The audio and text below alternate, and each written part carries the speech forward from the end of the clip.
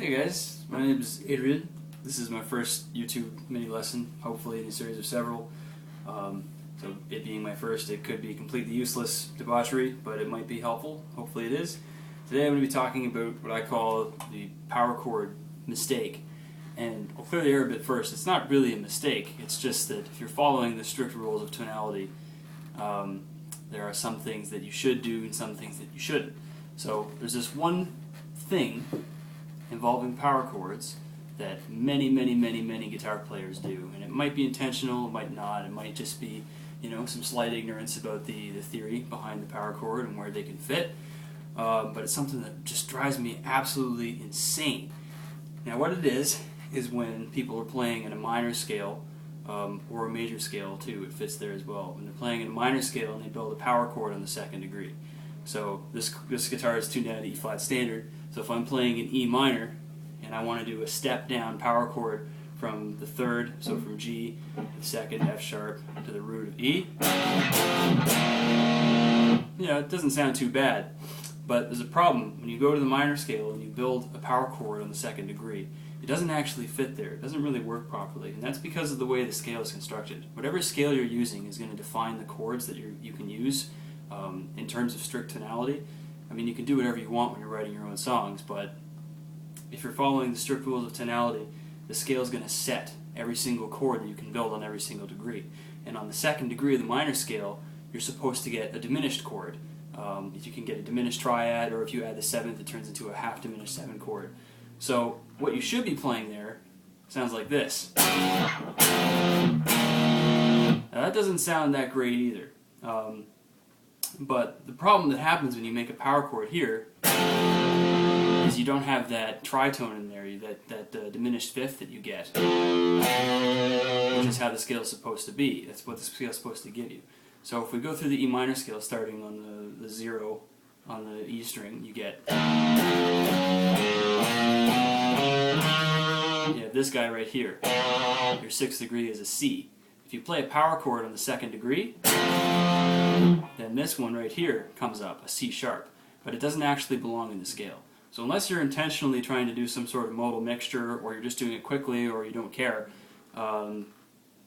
this can really sound messy, and it can sound bad because it's involving a note that doesn't belong in your scale. It's putting a note there that almost undermines the fact that you're using a minor scale, because the minor scale, like I said, is supposed to have C in it. But when you do the power chord, you're changing that to a C sharp, and it causes it to not really fit there. So you have this problem. And that occurs all over the place in metal music, and some of my favorite guitarists even do it. I catch them doing it all the time. And maybe they know, maybe they don't care, but personally it drives me nuts, and hopefully I can relay some information here that'll help you make the right choice for you.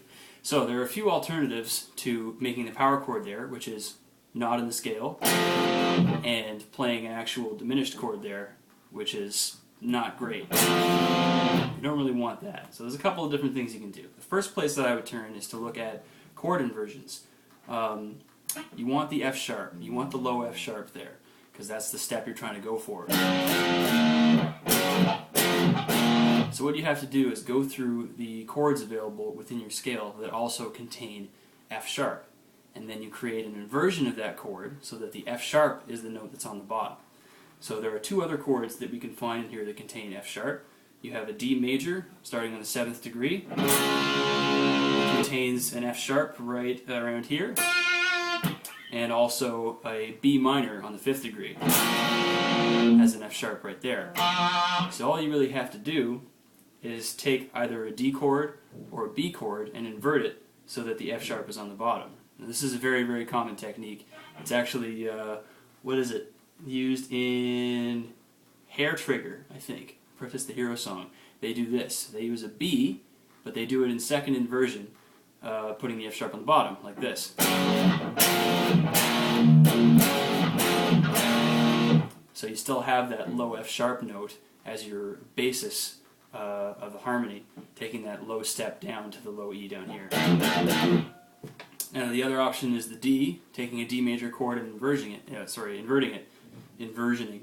Just make up some words. One thing you can do is the common D over F sharp open chord, which is like this.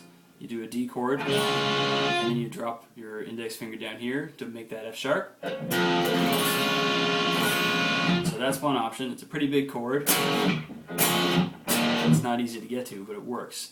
But you can even do it in such a small thing as just using the interval.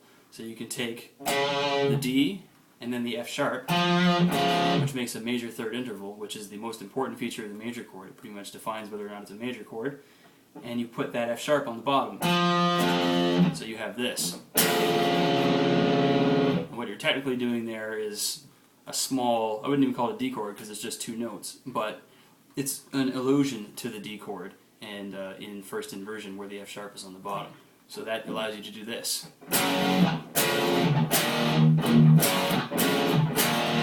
Which I think sounds pretty good, and I use that technique a lot.